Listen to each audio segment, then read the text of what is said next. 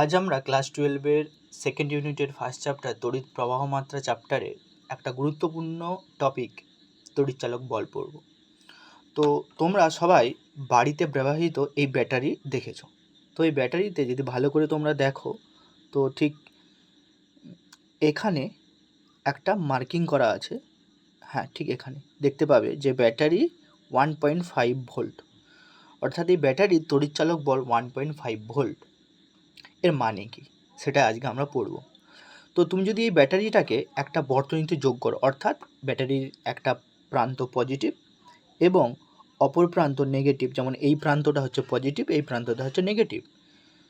তো যখন এই ব্যাটারির পজিটিভ প্রান্ত এবং নেগেটিভ প্রান্তের সাথে কোনো তার বা কোনো লাইট, অর্থাৎ একটা বহির্বর্তনীতে যখন একে যুক্ত করব, তখন এই ব্যাটারি কি করবে সেটাও জানার বিষয়। আচ্ছা, ব্যাটারি কি শুধুমাত্র এই ধরনের ব্যাটারি থাকতে পারে যেটা আমরা বাজারে কিনতে পাওয়া যায়, বা আর কি ধরনের ব্যাটারি থাকতে পারে সেটা আমরা এই চ্যাপ্টারে জানব। তো এই ধরনের কিছু প্রবলেম আছে, সেই সম্পর্কে আমরা জানবো, মানে সেই প্রবলেমের সলিউশন জানবো এই চ্যাপ্টারে। তো ফার্স্ট আমরা ফোকাস করব তড়িৎচালক বলে। তাহলে ব্যাটারি, যে কোনো ব্যাটারি তুমি নেবে যেগুলো এই ধরনের ব্যাটারি, ঠিক আছে, বাজারে কিনতে পাওয়া যায়, মেবি 10-15 টাকা হবে। তো এই ব্যাটারিতে লেখা থাকে যে 1.5 ভোল্ট, যার অর্থ হচ্ছে এই ব্যাটারির তড়িৎচালক বল 1.5 ভোল্ট। এখন যদি আমরা এই ব্যাটারিটার সাথে কোনো, ধরো এখানে এই ব্যাটারিটা আছে, এর সাথে একটা আর রোধকে যোগ করে দিলাম, অর্থাৎ আমি একটা বর্তনীর সাথে বা এর একটা পুরো সার্কিট কমপ্লিট করালাম, বা এটা একটা বর্তনীর সাথে যুক্ত করলাম, তাহলে কি হবে না, তাহলে এই ব্যাটারি থেকে আই প্রবাহ মাত্রার একটা কারেন্ট বেরোবে, যা এই রোধের মধ্য দিয়ে যাবে এবং কিছু পরিমাণে শক্তি অপচয় করবে। তো এইটা হচ্ছে ব্যাটারির কাজ। অর্থাৎ ব্যাটারি কী করে না, ব্যাটারি বহির্বর্তনীতে প্রবাহ মাত্রা দিতে সাহায্য করে বা প্রবাহ মাত্রা প্রবাহিত করে। এখন আমরা যদি এই আর রোধের দুই প্রান্তে, অর্থাৎ এ এবং বি বিন্দুর দুই প্রান্তের বিভব প্রভেদ নির্ণয় করি ভোল্টমিটারের সাহায্যে বা পোটেনশিওমিটারের সাহায্যে, তাহলে আমরা দেখতে পাবো যে বিভব প্রভেদ পাচ্ছি ভি। এখন কখনোই ভি তড়িৎচালক বলের সমান হয় না।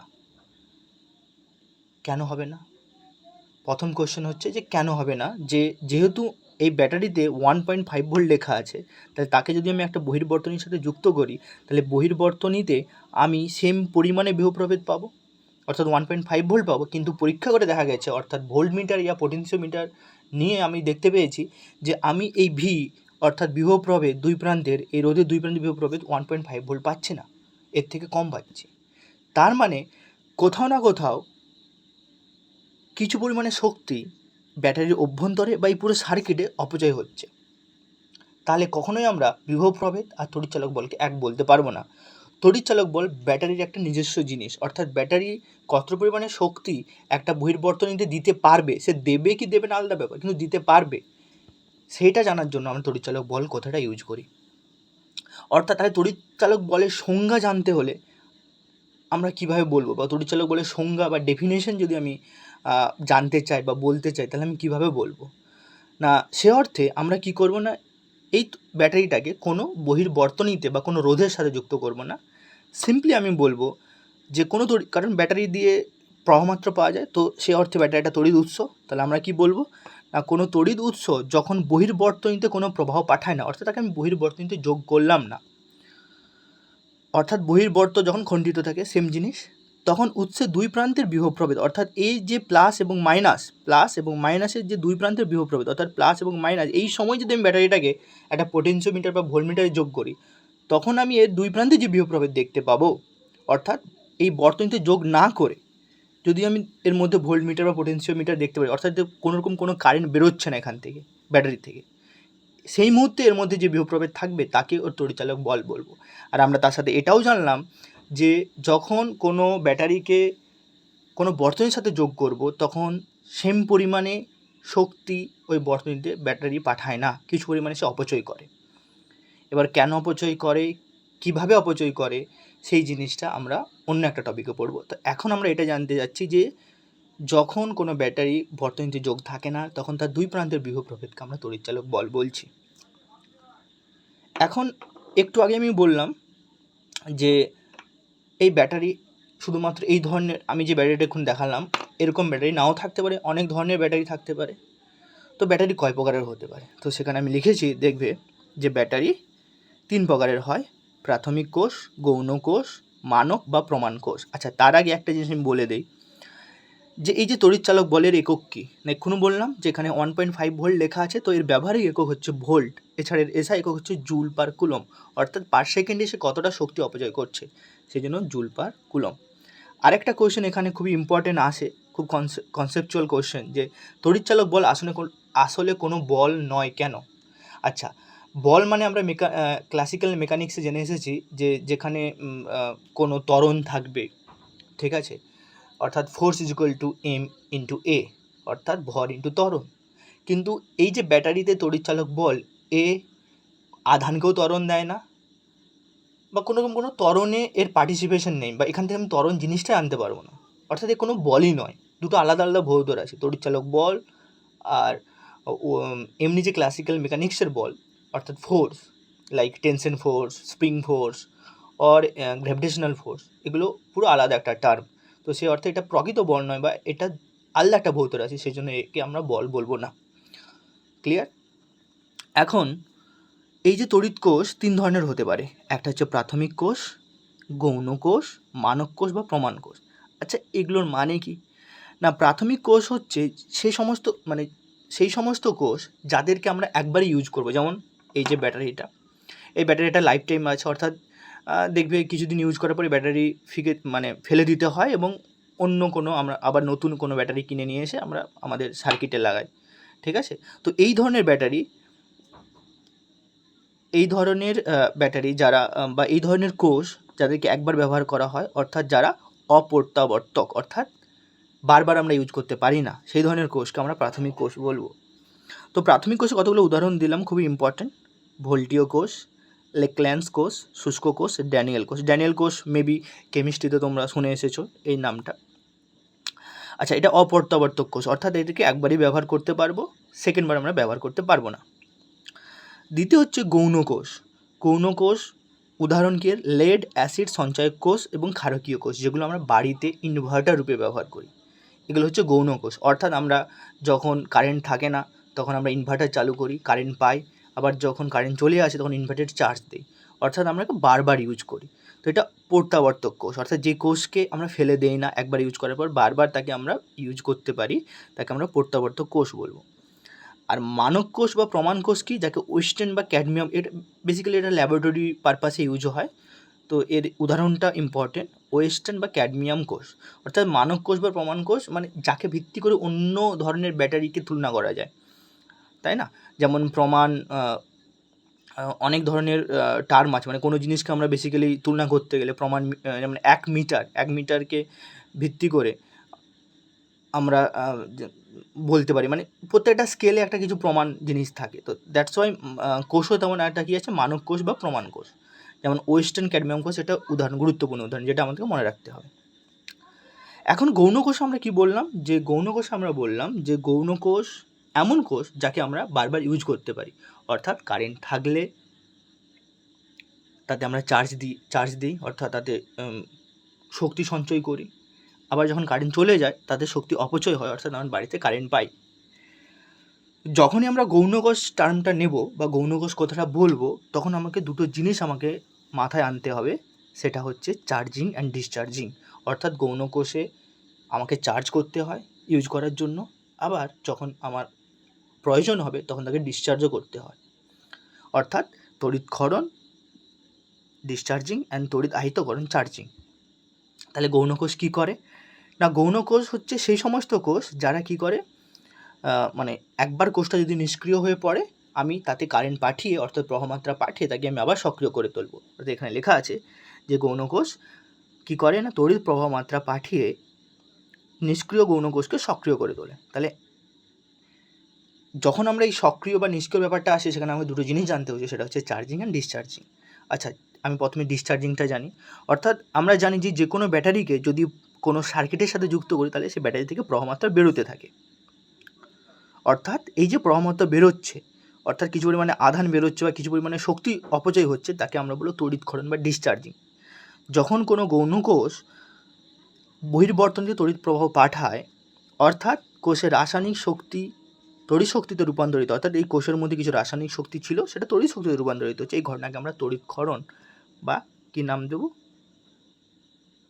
ডিসচার্জিং। ক্লিয়ার?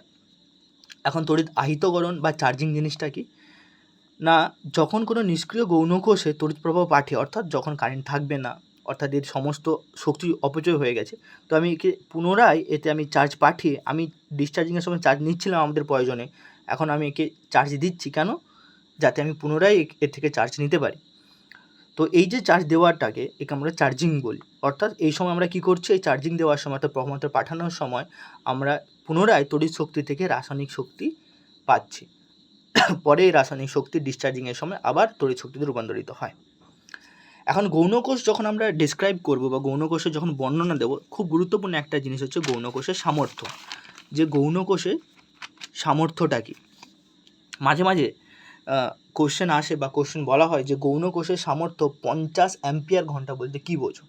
তাহলে প্রথমে আমাকে সামর্থ্য জানতে হবে, তারপরে অ্যাম্পিয়ার ঘন্টা বা এই কোষের সামর্থ্য 50 অ্যাম্পিয়ার ঘন্টা কি সেটা জানতে পারবো। তো গৌণকোষের সামর্থ্য বলতে আমরা বুঝি যে সম্পূর্ণ আহিত অবস্থায়, মানে যখন কোনো গৌণকোষকে আমরা পুরোপুরি চার্জিং করে দেব, সেই অবস্থা থেকে সম্পূর্ণ ক্ষরিত অবস্থা, মানে পুরোপুরি যখন ডিসচার্জিং হয়ে যাবে, এই পুরো যে টাইম স্প্যান, অর্থাৎ কোনো গৌণকোষ সম্পূর্ণ আহিত অবস্থা থেকে সম্পূর্ণ তড়িৎক্ষরণ অবস্থাতে পৌঁছাতে বহির্বর্তনীতে যে পরিমাণ তড়িৎ আধান সে পাঠাবে তাকে আমরা ওই কোষের সামর্থ্য বলবো। অর্থাৎ ধরো তোমার কাছে একটা ব্যাটারি আছে, ওকে, তো এ পুরোপুরি চার্জরা আছে, তো একে আমি কী করলাম, একটা বহির্বর্তনীর সাথে যোগ করে দিলাম, তাহলে এই কিছু পরিমাণ তড়িৎ আধান এই বহির্বর্তনীতে পাঠাচ্ছে, তাহলে পাঠালে কী হবে, তড়িৎক্ষরণ হতে থাকবে, ডিসচার্জিং হতে থাকবে, তাহলে সম্পূর্ণ ডিসচার্জিং অবস্থায় অর্থাৎ সম্পূর্ণ চার্জিং থেকে সম্পূর্ণ ডিসচার্জিং অবস্থায় যেতে যে পরিমাণ তড়িৎ আধান এই বর্তনীতে সে পাঠাচ্ছে, সেইটাকে আমরা বলবো কি ওই কোষের সামর্থ্য। আচ্ছা, এর একক কী? আর একক হচ্ছে অ্যাম্পিয়ার ঘন্টা, অর্থাৎ কত পরিমাণে আমি প্রবাহমাত্রা ঘন্টাতে পাঠাচ্ছি, দ্যাটস ওয়াই এর এককটা কি অ্যাম্পিয়ার ঘন্টা। আচ্ছা, 1 অ্যাম্পিয়ার ঘন্টা মানে কি, 1 অ্যাম্পিয়ার ইন্টু 1 ঘন্টা। আচ্ছা 1 অ্যাম্পিয়ার, আচ্ছা 1 ঘন্টা মানে 3600 সেকেন্ড, তো 1 অ্যাম্পিয়ার ইন্টু 3600 সেকেন্ড করলে আমি কত পাচ্ছি না, 3600 অ্যাম্পিয়ার সেকেন্ড, আর অ্যাম্পিয়ার সেকেন্ড মানেই কুলম, অর্থাৎ আমি ঘন্টাতে 3600 কুলম আধান একটা বহির্বর্তনীতে পাঠাচ্ছি। সেই জন্য যদি এভাবে কোশ্চেন থাকে বা এভাবে বলা হয় যে কোনো গৌণকোষের সামর্থ্য 50 অ্যাম্পিয়ার ঘন্টা বলতে কী বোঝো, তখন কি বলবো, তখন আমরা বলবো যে 50 অ্যাম্পিয়ার ঘন্টা অর্থাৎ 1 অ্যাম্পিয়ার ঘন্টা সমান 3600 কুলম, 1 অ্যাম্পিয়ার ঘন্টা সমান 3600 কুলম, এর 50 গুণ, অর্থাৎ আমি 50 ঘন্টা ধরে 1 অ্যাম্পিয়ারের প্রবাহমাত্রা একটা বহির্বর্তনীতে পাঠাতে পারবো। সেই জন্য আমরা বলি যে গৌণকোষের সামর্থ্য 50 অ্যাম্পিয়ার ঘন্টা বলতে বোঝায় 1 অ্যাম্পিয়ার স্থির মানে তড়িৎ প্রবাহ যদি 50 ঘন্টা ধরে কোনো বহির্বর্তনীতে পাঠানো যেতে পারে, বা যদি আমি টাইমটা কমিয়ে দিই তাহলে আমি বেশি পরিমাণে প্রবাহমাত্রা পাবো, অর্থাৎ যদি 25 ঘন্টা ধরে 2 অ্যাম্পিয়ারের প্রবাহমাত্রা পাঠাতে পারি কোনো বহির্বর্তনীতে, তাহলে এই পুরো জিনিসটাকে ওই কোষের সামর্থ্য বলবো, বা ওই কোষের সামর্থ্য 50 অ্যাম্পিয়ার ঘন্টা বলতে পারবো। তাহলে খুব গুরুত্বপূর্ণ এটা, কোশ্চেন আসে 1 থেকে 2 নম্বরে যে কোনো গৌণকোষের সামর্থ্য 50 অ্যাম্পিয়ার ঘন্টা, 90 অ্যাম্পিয়ার ঘন্টা, তখন আমরা কী বলবো যে 1 অ্যাম্পিয়ারের কারেন্ট এত ঘন্টা ধরে পাঠাচ্ছি, যেটা এখানে লেখা থাকবে, অর্থাৎ এখানে 50 অ্যাম্পিয়ার ঘন্টা লেখা আছে, অর্থাৎ আমি 50 ঘন্টা ধরে পাঠাবো। কত মানের প্রবাহমাত্রা, 1 অ্যাম্পিয়ারে, যদি আমি 2 পাঠাই তাহলে এটাকে অর্ধেক 2 দিয়ে ভাগ করে দেবো, দ্যাটস ওয়াই 25 ঘন্টা। তো এটা একটা ট্রিক না হলে একটা সাধারণ জিনিস, বললেই বোঝা যায়, পড়লেই বোঝা যাবে, ঠিক আছে।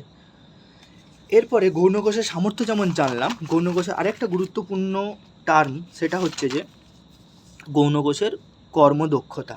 আচ্ছা, কর্মদক্ষতা বা এফিসিয়েন্সি বলে আমরা দুটো জিনিস জানি। যখনই আমরা এফিসিয়েন্সি বা কর্মদক্ষতা জিনিসটা জানতে চাইবো বা বুঝতে চাইবো, তখন দুটো জিনিস মাথায় আসবে, যে আমি কোনো কী দিলাম, অর্থাৎ আমার ইনপুট কী, আমার আউটপুট কী।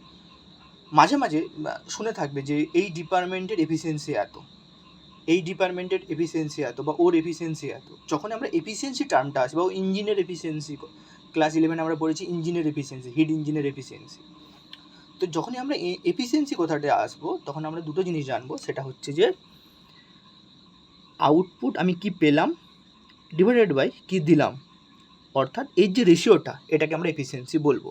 তাহলে গৌণ কোষের এফিসিয়েন্সিটা কী হবে? তাহলে গৌণ কোষ কী দিচ্ছে আর গৌণ কোষে আমি কী দিচ্ছি কতটা দেওয়ার পর, মানে আমি আহিত করানোর সময় কতটা শক্তি দিচ্ছি, মানে চার্জিংয়ের সময় কতটা শক্তি দিচ্ছি সেটা হচ্ছে ইনপুট, আর ডিসচার্জিংয়ের সময় কতটা শক্তি আমি বহির্বর্তনীতে পাচ্ছি সেটা হচ্ছে আউটপুট। অর্থাৎ আহিতকরণের সময় প্রদত্ত শক্তি ডিভাইডেড বাই তড়িৎক্ষরণের সময় প্রাপ্ত শক্তি ডিভাইডেড বাই আহিতকরণের সময় প্রদত্ত শক্তি, অর্থাৎ আউটপুট বাই ইনপুটই হচ্ছে গৌণ কোষের কর্মদক্ষতা।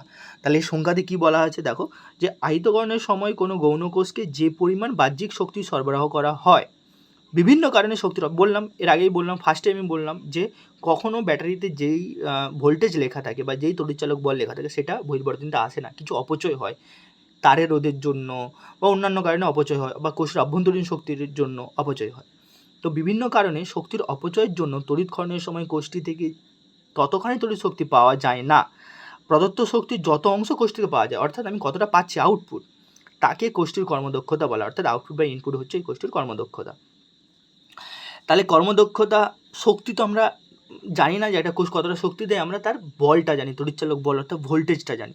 তো এইটাকে আমি যদি একটু মডিফাই করে লিখি তাহলে কী লিখবো না, ডিসচার্জিংয়ের সময় অর্থাৎ ক্ষরণের সময় গড় তড়িৎচালক বল ডিভাইডেড বাই আহিতকরণের সময় গড় তড়িৎচালক বল ইন্টু অ্যাম্পিয়ার ঘন্টা কর্মদক্ষতা। তো এই জিনিসটাকে আরও যদি আমি ভালো করে বুঝি, আমি একটা উদাহরণ দিয়েছি, যেটা লেড অ্যাসিড সঞ্চয় কোষ আছে, অর্থাৎ এটি গৌণ কোষ। তো এতে আমি চার্জিংয়ের সময় 2.2 ভোল্ট কারেন্ট দিচ্ছি এবং ডিসচার্জিংয়ের সময় আমি 2 ভোল্ট কারেন্ট পাচ্ছি, অর্থাৎ এটা আমার কি, এটা হচ্ছে ইনপুট আর এটা কি হচ্ছে, এটা হচ্ছে আউটপুট। তাহলে আউটপুট বাই ইনপুট, তাহলে আউটপুট হচ্ছে 2 ভোল্ট, ইনপুট হচ্ছে 2.2 ভোল্ট। এখন প্রত্যেকটা কোষ কতটা পরিমাণে অপচয় করবে সেটা তার কনস্ট্যান্ট থাকে, অর্থাৎ মানে প্রত্যেকটা মানুষ যেমন মানে প্রত্যেকটা মানুষের যদি আমরা বলি, প্রত্যেকটা মানুষের বিএমআই বডি মাস ইন্ডেক্স আলাদা আলাদা হয়, ঠিক আছে। কেউ হয়তো 3000 ক্যালোরিতেই তার সমস্ত দিনের শক্তি হয়ে যায়, কারো হয়তো তার জায়গায় 5000 লাগে, কারো হয়তো 2000 সেটা হয়ে যায়। তো মানুষ টু মানুষ ওটা ডিপেন্ড করে, হিউম্যান টু হিউম্যান ডিপেন্ড করে। তেমনি কোনো কোষ কতটা শক্তি অপচয় করবে সেটা কোষের স্ট্রাকচার বা কোষে কতটা আমি রোদ দিয়েছি তারপর নির্ভর করে, বা কোষের অভ্যন্তরীণ শক্তি যেটা নিজস্ব প্রপার্টি কোষের তারপর নির্ভর করে।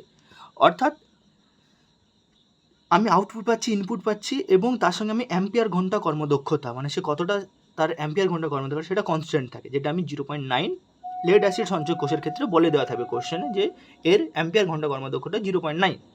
তো সেই 0.9 যদি আমি মাল্টিপল করি তাহলে আমি পাচ্ছি কি 0.8 বা 80%, অর্থাৎ লেড অ্যাসিড সঞ্চয়কে যতটা আমি ইনপুট দেবো তার 80% আমি আউটপুট পাবো, অর্থাৎ 2.2 ভোল্ট যদি আমি ইনপুট দিই তাহলে আমি 2 ভোল্ট কী পাবো, আউটপুট পাবো।